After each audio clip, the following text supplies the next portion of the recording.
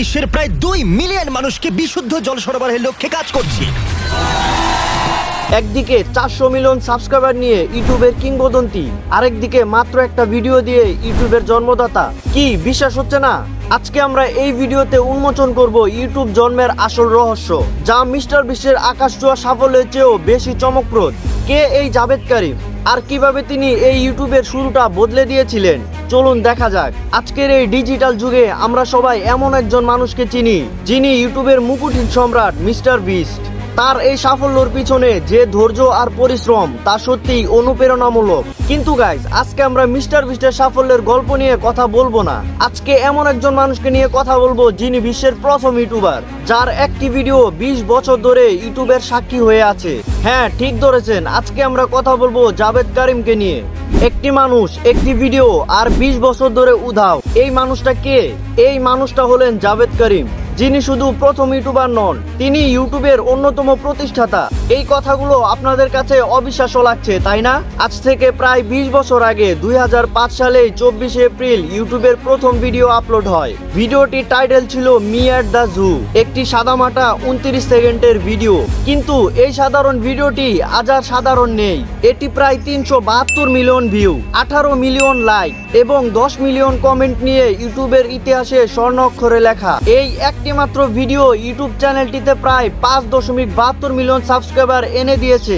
এই ভিডিওতে জাভেদ কারিম San Diego চিড়িয়াখানায় হাতির সুর সামলানোর ভঙ্গিমা তুলে ধরেছিলেন।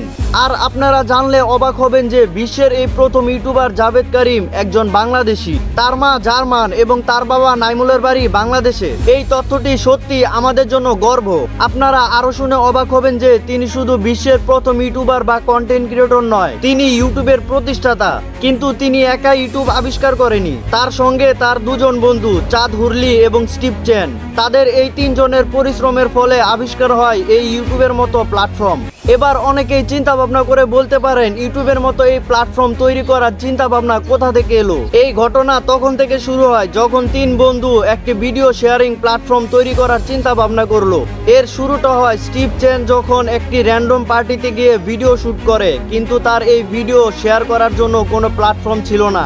তিনি ভাবলেন, যদি এমন কোনো ভিডিও শেয়ারিং প্ল্যাটফর্ম হতো যেখানে আমি আমার ভিডিও খুব সহজেই মানুষের মাঝে শেয়ার করতে পারতাম। স্টিভ চেন তার এই চিন্তা ভাবনার কথা জাভেদ কারিম এবং চাঁদ হুরলিকে জানান। তারাও এই ভাবনাটি ইতিবাচকভাবে নিয়েছিলেন, আর তারা 3 জন ইউটিউব তৈরি করার জন্য চেষ্টা শুরু করলেন। ইউটিউব প্ল্যাটফর্ম আবিষ্কার হওয়ার 1 বছর পর থেকেই এটি খুব দ্রুত গতিতে বৃদ্ধি পেতে শুরু করে। এই প্ল্যাটফর্মটি এতটাই দ্রুত গতিতে বাড়তে থাকে যে গুগলের চোখ এই প্ল্যাটফর্মের উপরে পড়ে। পরবর্তীতে গুগল তাদের কাছ থেকে এই প্ল্যাটফর্মটি কিনে নেন। 2006 সালের 6 অক্টোবর $165 কোটি বিনিময়ে গুগল এই প্ল্যাটফর্মটি কিনে নেন। মাত্র 1 বছরের আইডিয়া কিভাবে বিশ্বকে বদলে দিতে পারে, এটি তার সবচেয়ে বড় উদাহরণ। জাভেদ কারিম হয়তো মিস্টার বিস্টের মতো সবসময় মিলিয়ন মিলিয়ন ভিউ নিয়ে আলোচনায় থাকে না, কিন্তু ইউটিউব নামের বিশাল সাম্রাজ্যের শুরুটা তার হাত ধরেই হয়েছিল। মিস্টার বিস্ট আজকের প্রজন্মের কাছে ইউটিউবের আইকন, আর জাভেদ কারিম ইউটিউবের ইতিহাসে এক মহাস্মরণীয় নাম।